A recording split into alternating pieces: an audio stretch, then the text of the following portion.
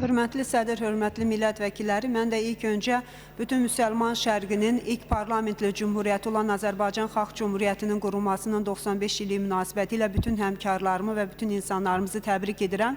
Hörmətli Musa müəllimin milli qəhrəmanlarla bağlı təklifini dəstəkləməklə yanaşı iki təklif istəyərdim, səsləndirim. Bunlardan birincisi ondan ibarətdir ki, hörmətli sədr, bizim növbəti iclasımız 31 mayda səhv eləmirəmsə olmalıdır və 31 may tütünlə mübarizə günüdür.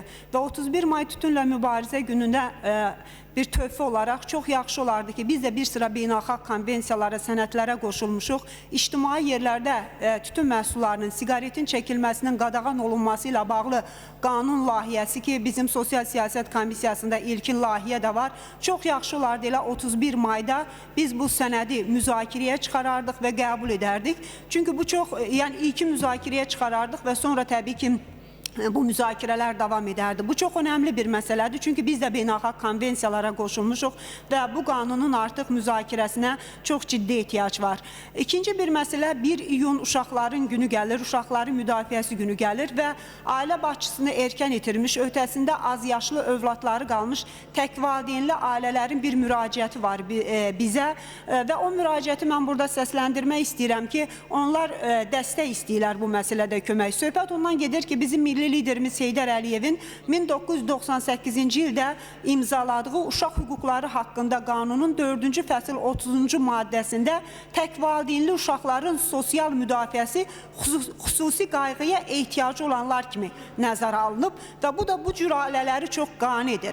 Amma təəssüf ki, 2000-ci ildə uşaq hüquqları haqqında qəbul olunmuş qanunda dəyişikliklər zamanı valideynlərindən birini itirmiş uşaqların mənafeyinin müdafiəsi qanunda öz əksini tapmır. Sadəcə valideyni birinci qrup əlil olanlar istisna olmaqla, hətta valideyni ikinci qrup əlil olanlar belə burada öz əksini tapmır.